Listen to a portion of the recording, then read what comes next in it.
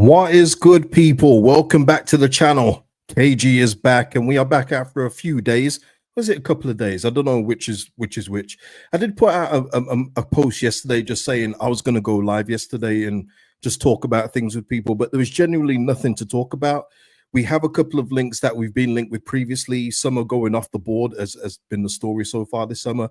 But again, I just want to check in with you guys. I want to see where you guys are at, and I will tell you where I am at this point as well in this window. 13th of July. A lot of things can change. We got 6 days until the Man United preseason game, first one of the year.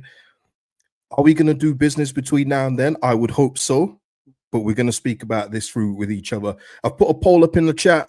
We'll see if I get to that at the end, but I do have a poll in there just to see how you feel at this point when you measure our squad against everybody else in the Premier League. Do we finish above that dotted line at this point in time? And I just want to get your thoughts on it. Richard in the house, what's going on, man? Afternoon, KG in chat, what's going on, Richard? Ash saying here, I'm not stressing, but honestly bored with this window. I get that, Ash. I absolutely get that. Chris, I don't know either. I don't know why we don't seem to do business on the weekend. We genuinely feel like we work on a 9 to 5, Monday to Friday, don't we? It's one of those. It's really mad.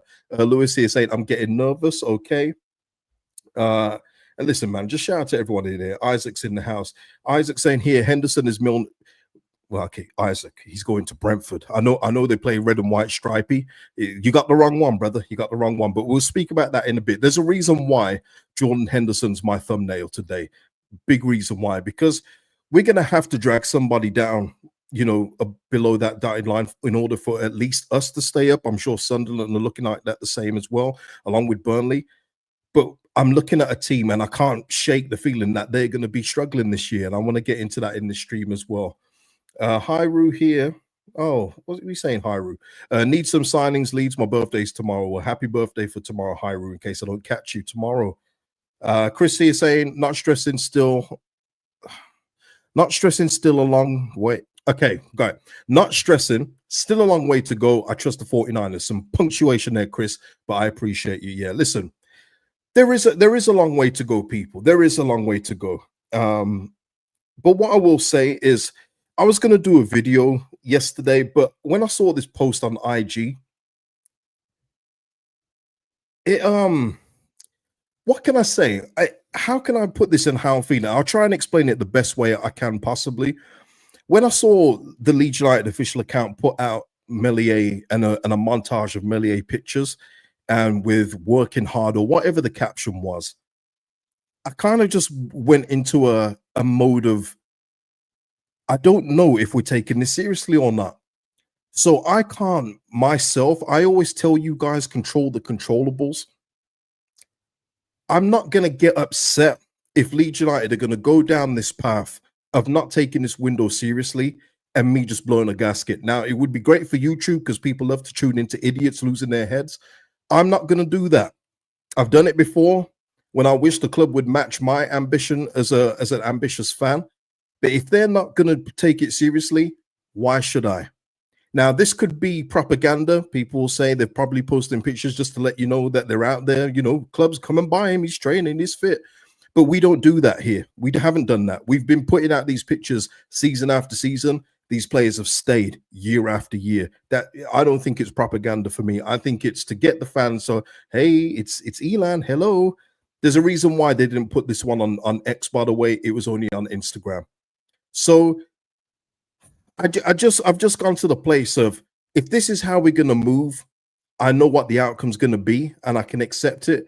But if we're going to make a push for it, which I believe we should, there is going to be no better year to survive in the Premier League than this season, just due to a few teams doing business and looking like they could be dragged into a relegation fight if the bottom teams do enough, you know, good enough recruitment. And you look at it last season with Tottenham and Man United.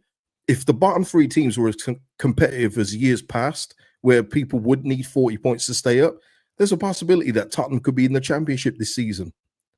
But it's going to take recruitment to go above and beyond. And that's what we've got so far. Not what we've got so far. Chrissy is saying 1 clean sheet preseason. The Iceman comments will back out. Oh, absolutely. Absolutely. in terms of that. You know how it goes with football fans. Listen, people in general are not very bright, but football fans, all it takes is a little something and they're back. You know, Melier, one save. Oh, see, he's got his confidence back. We know what it is, but you can't fool me with that. Can't fool me with that. Abstract here saying, I can see me giving this season a miss. I got much better things to follow. Yeah, listen, if I wasn't doing content, I probably wouldn't have come back on this weekend. I would have probably left it a little bit longer, maybe until there was more news of a signing. But I do content, so I have to check in. I have to check in and just get my thoughts out there and also get yours as well. Leeds United is still papering over the cracks. Yeah, I mean, obviously, this post doesn't mean anything, but when we've seen 2 posts so far of Bamford and Melier, for me, it just gives me PTSD of previous seasons where we've been complacent and not replacing these players. And why I put Jordan Henderson on the thumbnail is because for me, Brentford, and again, I will say this: we don't know what's going to happen. Nothing has been played yet. No games have been played. Everyone's starting on 0. Cool. But what Brentford are losing and have lost so far, at this moment, I feel like they will be dragged into a relegation battle. They've lost their manager, they've lost their captain, they've lost Mbuemo, they've lost Flecken in goal, and they've replaced him with a career backup. They're bringing in Jordan Henderson at 35 years old, which is for me a terrible signing. If you're trying to replace Norgard with Henderson, that just doesn't compute for me. They could also be losing Mbuemo and maybe even Visser.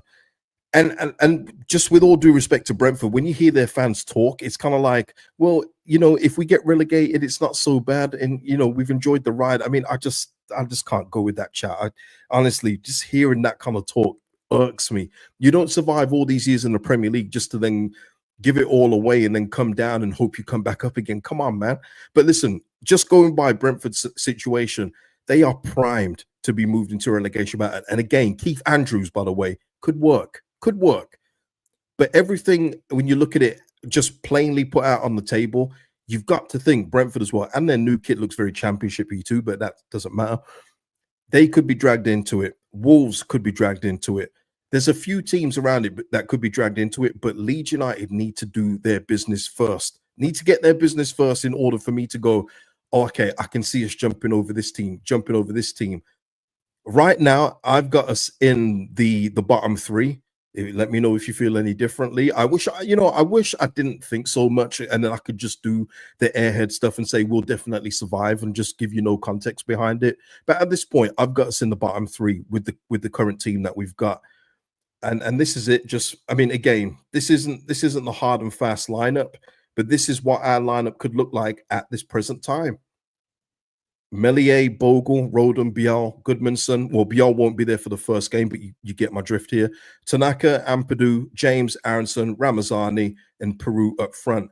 This is probably one of our best 11s, and I just don't know if that gets the job done week after week. Chris here saying, I don't think people would be so bothered if Parag hadn't come out and promised a strong window. I would be bothered, Chris, and it's purely on the basis, and I've mentioned this probably since the start of my channel, the numbers and the money that Leeds United generate, we should be doing better than we are. The ambition of the club should be better. And then when you combine it with the 49ers background, the Red Bull network that we've got connected, the amount of money we bring in, we should be doing better than what we are. And I've always maintained that. Once that kind of thing drops, for me, I'll say, okay, I accept it. We're just another average club out there. But when we were last in the Premier League and we got the 6th high shirt sales, that says to me that we've got a fan base that could demand more. It doesn't at the moment. I've got to say that. I think a lot of the fan base over the past years, the ambition has eroded. I don't think it is the same or as strong as it used to be. I think there's a lot of acceptance of mediocrity at this football club now. And that's probably just, the medicine of so many years of being below average. But for me, I've always tried to maintain that standard could be higher, especially at a football club like this. But yeah, it's one of those where I don't think Parag's words, he could still come good. He could, all it would take is this week, maybe 3 knockout signings, and we're going, look how much healthier the squad looks. But what I don't want to see, and I know that talk is opening back up of Sean Longstaff, is this kind of saga where we've now gone up to, say, 15 million for Sean Longstaff, which would be crazy stuff. But then everyone getting over delighted about this because, again, I look at the lineup builder. Sean Longstaff doesn't get ahead of Ampadu or Tanaka for me. He doesn't. And there's even talk, even up in Newcastle, where they've even said with the the form of Ampadu Tanaka, there's no guarantees that Longstaff gets in. They should be saying Longstaff, if he goes to Leeds, he's an outright starter. But even the press in Newcastle don't say that. That speaks volumes, man. People keep talking about Tonali saying he's the best trainer hype. Well, it doesn't matter what you do in training. We've had good trainers before, but once it gets on the pitch in a match day, it's completely different. So, the saga of Sean Longstaff, I'm still hoping that, listen, why is no one else coming for him? Why is no one else coming for Sean Longstaff? The move to Leeds is broken down. We're not willing to pay the money at this point. Why is another Premier League team not coming for him? Why didn't Brentford think that Sean Longstaff could be the replacement instead of 35-year-old Jordan Henderson? And the Brentford have raised funds. They've got no PSR issues as well. They're probably in big credit when it comes to PSR. That's what I'm saying, man. That's what I'm saying. It's just the window for me is just at this point underwhelming. I wish I could come on here and gas you up and say it's looking promising, but at this point, as we sit here on the 13th of July, it could be better. Shall we say it could be better? Newcastle linked with Conor Gallagher. Yeah, and you'd think if they get him, then that would free up Sean Longstaff. But again, why has no one else gone in for him? Who else? Dominik Livaković, who we've been linked with recently. He's told Fenerbahce that he wants to leave. Is this a doable deal? By all accounts, it is. So again, if he is on the list, why are we just not getting this one done? Why are we not getting in a true blue number one here? Why not get in a real number one that would at least give the defense a hope and a prayer? Instead of that guy, Melier. It's one of those for me where if Livaković is willing to leave, why are we not moving on? We've been linked with this guy before, Callum Wilson, again, another Newcastle link. I just want to say on Callum Wilson, I can't believe he's 33, by the way. For some reason, I don't know why. I thought he was like 31, maybe 32 at best. He's at 33 years old. But, he's come out recently in light of Everton and Leeds United links and saying, I'm fit, I'm ready to go. And I kind of do take his point on board where he said, I know people have been saying that I don't look fit, but it is hard to look fit when you're only getting like 20 minutes and 5 minutes here and there as a sub. I do understand him with that, but what he can't, erase is his injury record. He can't erase that, and he has got a horrendous injury record, and it's followed him throughout his career. It isn't something recent. It's happened throughout his career. So I don't know if we're going to be in for Wilson at this point, but I'm just giving you an update that he says he is fit and ready to go. And yeah, take his word on it. Yeah. Wilf is saying, I've seen reports that we're looking at Angus Gunn on a free. Yeah, I mean, someone in the comments mentioned that, but I do think that's just lazy reporting, Wilf, and that's why I haven't really brought it up. I think it's just a case of we obviously need a goalkeeper, ex-Norwich, Daniel Farker, put 2 and 2 together, and you get Angus Gunn at Leeds. I don't think it's a viable link, but if that does happen, that will just confirm that we are not serious about staying up because he's a horrendous goalkeeper. Always has been as well. Always has been a horrendous goalkeeper. We don't want hospital cases. It's one of exactly. I mean, Callum Wilson as well. You got to add it to what we've already got, and let's just say Bamford doesn't leave. Metcher's here. You literally could have at one point, and it's not an unrealistic possibility. You can have 3 strikers in the medical room at one time. Yeah, we don't need to do that, do we? Let's have a look. Danny here, who is a Sunderland fan. He looks like Graham Smith, not going to lie. Leeds and Sunderland will stay up. Brentford, Burnley, and Wolves will go down. Danny, I hope you're correct. I will take that all day long. Lewis, yeah, we can fix UFC back at it again. Yeah, we love a broken toy, man. We can always fix them. Another goalkeeper we've been linked with previously, but has gone absolutely quiet since that big report of us bidding 8 million, maybe like 3 weeks ago now, people. Yahia Fofana, we're not even in the race no more. Ajax to rival PSV, West Ham, and Torino for the signing of Angers goalkeeper Yahia Fofana. We're just not even there no more. Our names are off it. I see. Okay, Wolf, just following on the Angus Gunn comment. Yeah, the point I was making was how low we've sunk from all the names mentioned for the number 1 spot. Yeah, but that's what I was saying about Sean Longstaff. The fact that the deal is, reportedly off, and then all of a sudden it could be back on again. it's kind of like those kind of steps that will gas the fan base up and thinking, yes, we finally got a signing. But when you look at it, it's nothing that improves the first 11. It isn't. It really isn't a sign that improves the first 11. So, yeah, it's one of those where the list at this point is getting sparse, and I'll get into a couple more now as well. This was one where I was looking at a couple of days ago, and all I was thinking is, how are we not even in the conversation for a Bakayoko? You know, Fabrizio put this out a couple of days ago. Eindhoven are set to sell Johan Bakayoko as they receive 5 approaches for the winger. Leipzig, Leverkusen, Everton, Forest, and Bournemouth all open to discussions. Requests around 20 million euros plus add-ons included. How are we not in there? We still need one more winger, and this guy as well has already got a rapport with Ramazani, is Belgian countryman, seemingly already got a rapport with Nanto, so he'd have a good time settling in, an easier time settling in here. Unlikely we'd beat Leverkusen or any of these teams to him, but why is our name not even in this conversation here? 20 million, that's a good price. I mean, the update on that, though, from Sasha Tavolieri is that he's going to buy Leverkusen, so there's no point with that. But the main point of it was, how are we not even in that conversation for me? Because let me just say, it's been very, very quiet over the last few days when it comes to links. There's been nada, zero, nothing, no updates. Anton Stack, everything else, everything that you've heard of previously, in terms of a bid being, the valuation 17 million and everything else, it's all old news. There's nothing new when it comes to these updates. Because he's not on the cheap. Fair point, Chris. Keith, I should say. Let's have a look here. Yeah, so Bakayoko, we're not even in a conversation. Another one as well. Tagliafico is considering rejoining Lyon despite his contract expiring at the end of June. We need genuine competition for Goodmanson, not Sam Byram. Sam Byram legitimately should be the 5th choice. Tagliafico, free transfer. Wages may be decent. You're a Premier League team. Pay him. You're going to have to pay, players if you want to survive in the Premier League. Tagliafico on a free. Come on. Look at that. Imagine if you got the choice out of Goodmanson and Tagliafico. That makes me feel much better than, say, at this point in time where we realistically are in Goodmanson and Byram. But yeah, no Tagliafico links, nothing. The one left back we were linked with, but let me just say the report here. Fabrizio putting this out there, and it's been verified by many other people as well, Santi as well. El Hadj Diouf to West Ham. Here we go. That's it. That means it's done and dusted. Deal agreed to bring in the left back from Slavia Prague.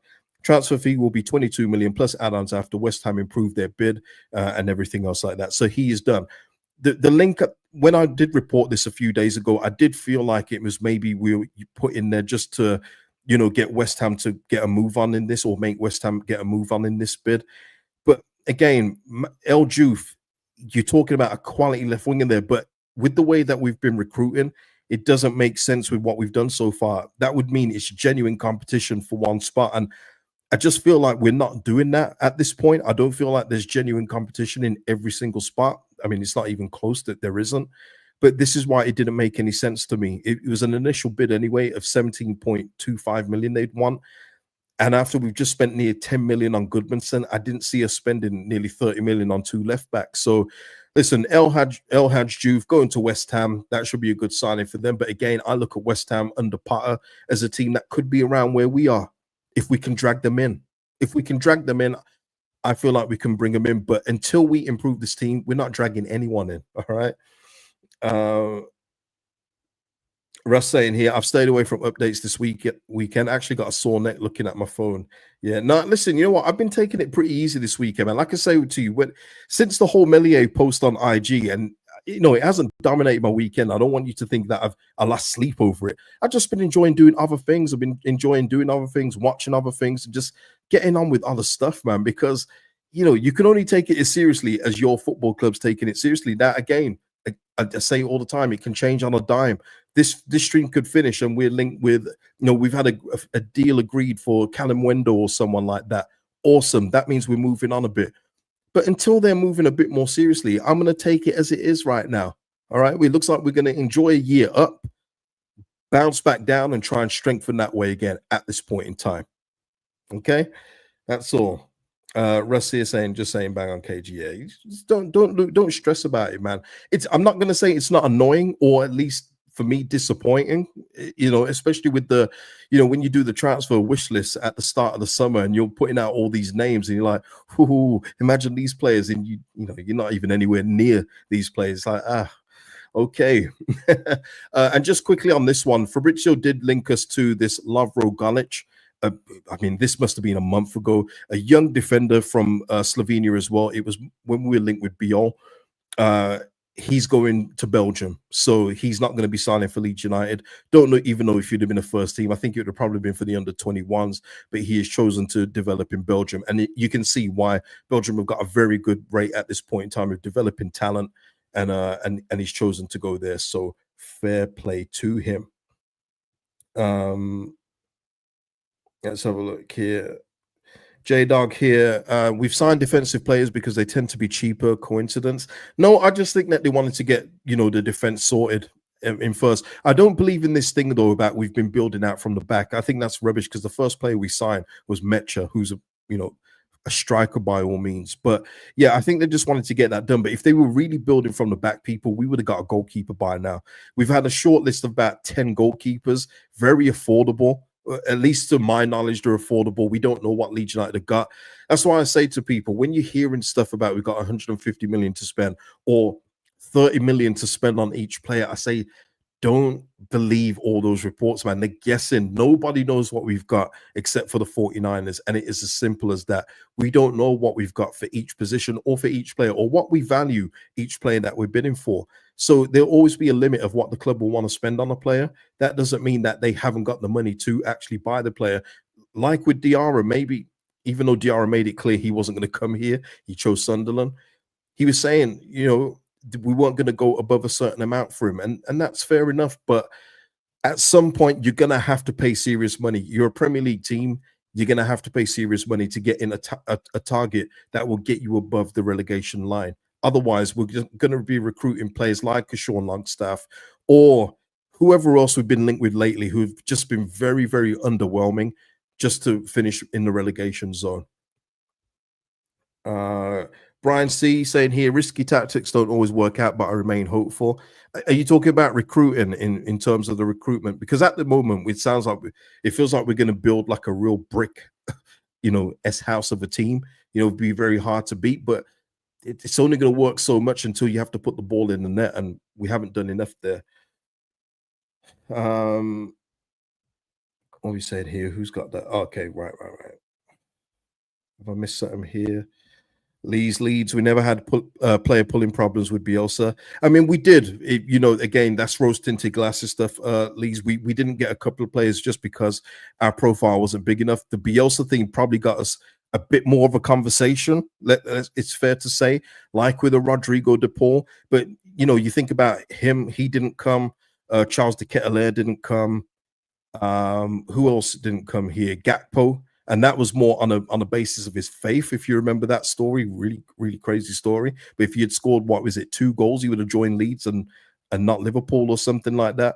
Also, there was someone else as well, Guardiola. He didn't come. And that's when Bielsa was here. So it wasn't that it was just easy getting players. But would we have got Rodrigo from Valencia without Bielsa? Maybe not. Would we got Rafinha? Maybe not. So there is a point there. I fear Calvin will be the next player brought in just to get the passion merchants buzzing. Yeah. And that's the thing as well. When I see things like that with Calvin Phillips, it would have bugged me last year. But at this point, with what we've done so far, it wouldn't surprise me. And that's a terrible place to be as well, because you would hope your club is a bit more ambitious. We've literally just seen Sunderland not go for Jordan Henderson. And that would have been just the easy link to do, ex-Sunderland boy going back home, help his team survive. But they weren't even in the running because they've actually gone for midfielders that will help them stay up. And that is the way to do it. I even look at Wrexham, people.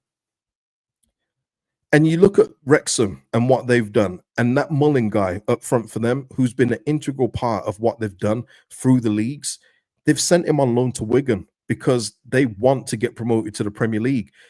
This guy's gone into, he was in a Deadpool movie or something with Ryan Reynolds and everything else like that. if they were doing what we were doing, they would have just kept him and hoped for the best that he can perform. But they're going to try and make sure that they get things done. We don't do that here. And we haven't done that even under the previous ownership. It's carried on into this one. We don't do that here. If we were doing that, we wouldn't be seeing Bamford in training highlighted. We wouldn't see Meslier highlighted.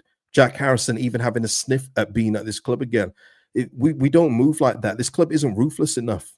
Until I see further evidence, this club isn't ruthless enough to have that conversation. They literally got out Mullin, who's been a mainstay in that team for up through the leagues, and said, sorry, Paul, you're going to have to go out on loan because we're looking to improve on that position. Love the ambition.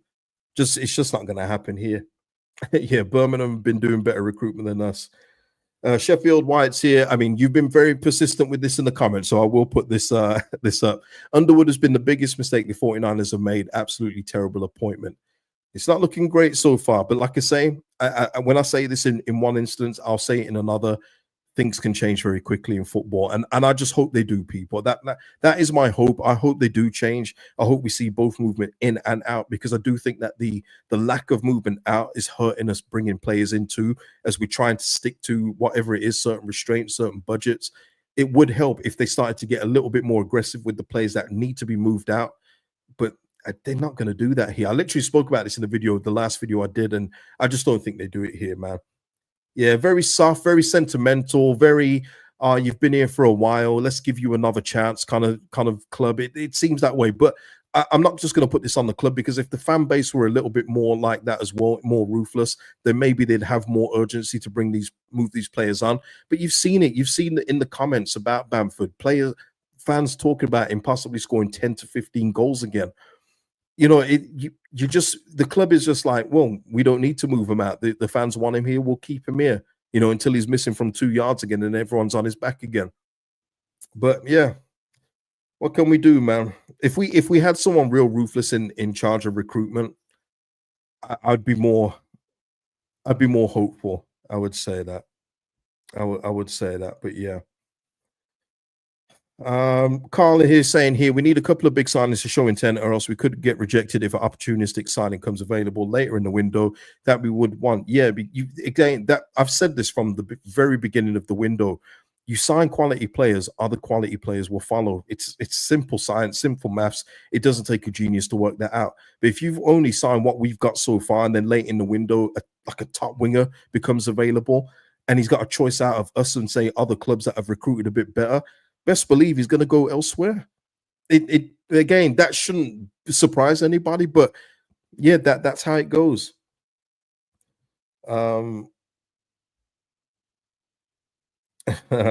Chris here. What's going on, Chris? It's the fans' fault where we are right now. We got promoted, Chris. Without the Farker chance, the 49ers would have sacked him and moved on to better. It's weak ownership and poor fan mentality. Yeah. Well, I put that more on the 49ers, Chris. The fans will always, especially this fan base, will always be passion merchanty in the main. You know, if you're talking logic and elevating conversation, it's not the fan base to talk to. And I go by what I receive, people, and I get far more. No, I get a lot of love. Let me put that out first. But you get a lot of, you don't know what you're talking about, and not a lot of things I say don't come to fruition. Let me just say that. But it's on the ownership to be stronger. When they leak that report, and best believe they leaked that report, because you know a lot of details get forgotten from that whole thing where Farker was being rumored to being sacked in the summer. What I don't forget though is that Parag had an interview lined up with Sky and he cancelled it. Why would you cancel it if you fully back your manager from the get-go? Why wouldn't you quell and put out those fires when they are burning very, very ferociously throughout it felt like a couple of weeks where we were looking at other coaches, and when you're seeing the absolute quality coaches that are available, you're going, oh, wait a minute. If we get this coach, look at who we could attract with this coach.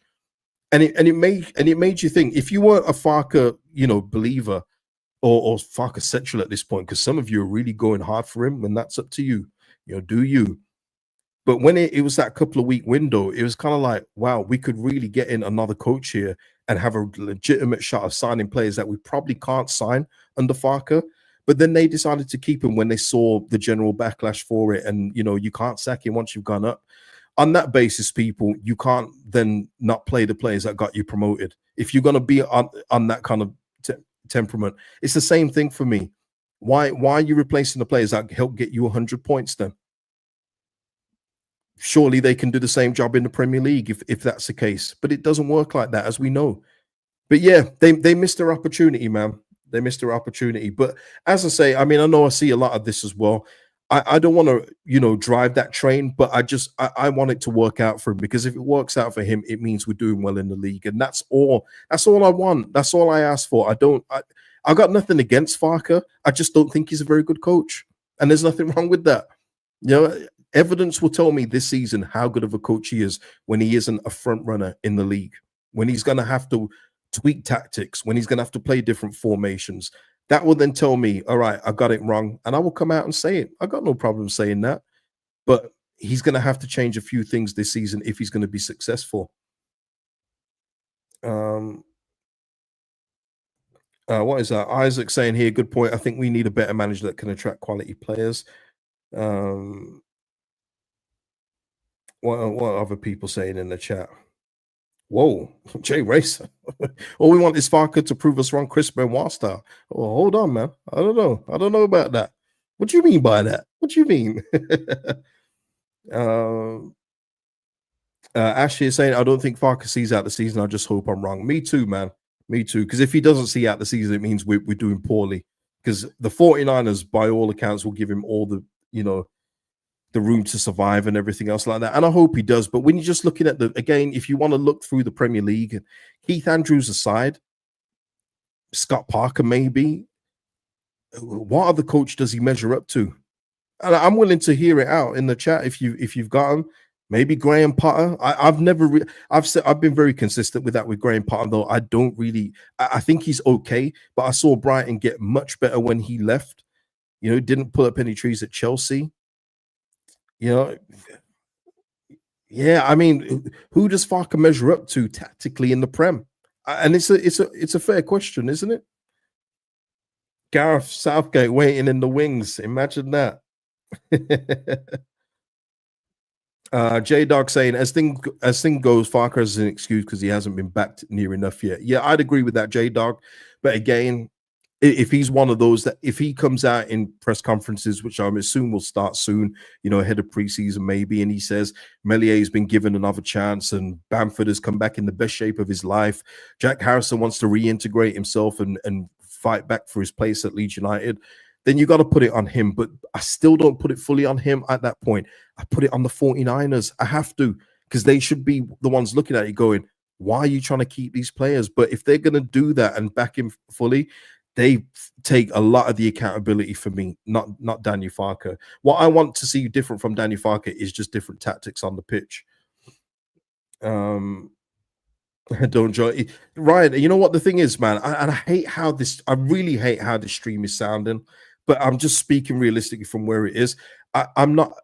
I wish it was a joke, but when you're seeing what we're seeing so far, the evidence isn't saying that it's going any different. Jack Harrison could move to Everton. Let's say he goes on loan. That could happen for sure. But Bamford, he could still be here. Meslier could still be here. You know, it's not. I wish it was not. You know, I wish I was doing satire, jokes, and being sarcastic. But at this point, you can't really say that we are. I know it gives me chills as well. But listen, let me forget all this. Let me try. You guys bring it up a bit. Let's bring it up. Bring it up. Let me check the poll while I'm here. Oh, okay, maybe not. Does anybody think in the chat, and please, no one in the chat jump on anyone. You know, I don't condone that stuff. If you think we're going to stay up at this point as we sit here today with what we've got, please tell me how. I would love. I know the poll's not helping, man. I might have to lock it up. Tell me how we're going to stay up if you can. I know it's hard in words and everything else and typing it in terms of just getting your thoughts succinctly out in words. But just give me a general paintbrush strokes of how you feel we can stay up at this point in time. Will someone be worse than us? Will it take a Brentford to drop? Will it take a Wolves to drop? Hey, Forest, if they lose a couple more players and they're playing Europe and they don't handle the schedules, you know, so I'm clutching at straws in that one. You know what I mean? Ryan here saying, I'll bring it up, bro. 25 months has been a pleasure. Thank you for the support, Ryan, man. And listen, shout out to all members of the channel. Thank you for that support. Really does help out me out, helps out the channel as well. So thank you for that. Lewis here, sounds like Coke to me. Yeah, Lewis, of course it is. That's all I got right now. That's all I got. Richard saying scrape in just by being solid at the back. So Richard is going to say we're staying up on the basis of a strong defense. But Richard, does that defense include Meslier as the goalkeeper? Don't super chat that one. I'll see it in the chat. Let me know. Danny here saying Leeds at home is intimidated. Your fans will keep you up. Danny, the problem is when we got relegated, the fans can only do so much. The fans could only do so much. And we were a team as well at certain points that we're losing 4-0, 5-0. And Richard saying hell to the no on that Meslier being the goalkeeper. Shout out to you, Richard. We were losing so heavily. And when we had Forshaw in the team, and I always remember this because there were games where the fans would be well within their rights to boo this team off the pitch. But instead they'd get applause off, as in like, thank you for the efforts. And whenever it came to the post-match interview, you'd always hear like a Forshaw talk about, yeah, we didn't do well enough today, but the fans are absolutely brilliant. The fans do their part in every game, but ultimately it's what's on the pitch that will win you games or get you points or things like that. The fans can only do so much, can only be intimidating by, so much. So things have to change on the pitch too. But I hear your point, man. Got to keep Ellen Road a fortress if you've got any hope of staying up. Amy here saying, KG, because West Ham and Brentford will go down, the leaking players are not recruiting. Brentford are possibly in for Henderson. Why? Okay, Amy, I thought you was giving me two clubs that are going to take maybe Az and maybe Sunderland's place in that bottom three. Okay. Man said Meslier Golden Glove. Hey. Donnie saying here, I'm not losing my rag yet, but if we don't get anyone through the door by Friday, I'm going to be a bit worried for sure. Yeah, I mean, it feels like we've had like big weeks coming up for like the last month or so. But yeah, you'd think before the Man United game on Saturday that we'd want to get in maybe a couple more first teamers to see how they look against whatever version of Man United they're putting out. But yeah, we'll see. Time will tell, won't it? Let's have a look here. Joe here saying here the owners will know that this current squad is going down. Where the goals coming from? Solomon has gone. Yeah, I think Joe as well on that point. I think Ramazani will be more of a goal threat if he's given the opportunity to play, as he wasn't given the opportunity to play in the last couple months of the season. I think if he's given more opportunities, he'll get goals. I'm hoping with everything, Dan James will keep the composure he had in the championship and he'll come up with some goals. But ultimately, is it going to be enough over the course of a 38-game season? And that's what we're looking at here. We're looking at a big Premier League campaign where every point, everything is going to be vital. And we need more. We need more in that area. Listen, I've still got, let me just get the lineup back up here. Brendan Aronson is still our main 8/10. That has got to change if we're going to be getting more points, getting more goals, getting more goal involvements in that way. That's going to have to change. I'm going to close this poll off as we're coming close to the end. I knew the stream was going to go this way because it's pretty much where we are. What I will hope, though, is that this changes over the next week and we can be a bit more buoyant, a bit more jubilant, and a bit more optimistic about our chances. And listen, put in the comments after if you do think we're going to survive, because I'm really interested to hear it. I'd love to know how we're going to do that. Let me end this poll. Oh, boy. Right. Will Leeds United survive with the current squad? Hell no. 84%. Yes. 15%. Awesome. All right. Oh, man. Listen, that wasn't me. That's you guys out there, man. So shout out to you. Jay Racer here saying, go get Harmer. At least he looks a bit like KP for the Passion Merchants. Yeah. Last thing I heard about Gus Harmer is that PSV are going to be trying to recruit him heavily. So who knows with that one? If there's more of a report next week, we'll speak about it then. But yeah, that's gone quiet as well. Everything's quiet, Jay Racer. Everything's quiet altogether. So it is what it is, guys. But listen, we've gone 40 minutes today on this Sunday with not a lot in terms of Leeds United news and rumors. But yeah, it's been good to get, hear your thoughts and everything else like that. I hope I've put mine out as well as I can, because I am in a bit of not a confused state. That's the wrong word to use, but in a bit of I'm in an in-between state of still hoping we're going to do better in recruitment, but also looking at the socials and looking what we've got and thinking, is it going to get much better than this? But yeah, people, calm before the storm. I hope so, Russ. But listen, people, that is it for today. I hope you're well. Please like the video before you go. I will be back at some point in the week, probably tomorrow if there's some news and rumors. But listen, like the stream before you go, like the video, I should say.